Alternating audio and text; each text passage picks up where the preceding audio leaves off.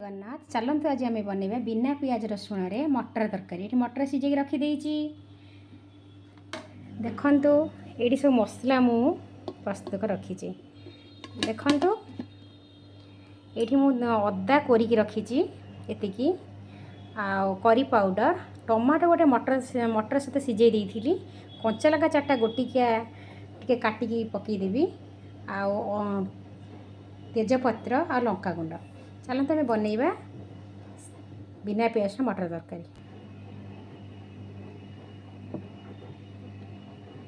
देखु रिफाइन पकईदेली एबे जीरा जीरा फुटेदबा तापर तेजपत्र 2टा पकईदबा पंचर घाट पड़े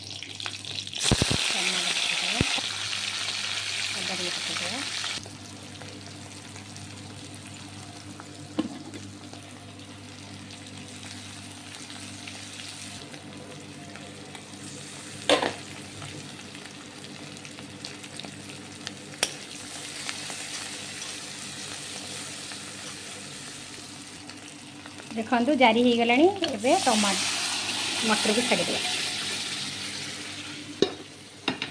देखु मटर तरकारी बिना पियाज केमती है आप निश्चय कमेंट करी कहिबे। टिके आमे डालचीनी गुजराती आ टिके जीरा गुंड टिके पकईदेवा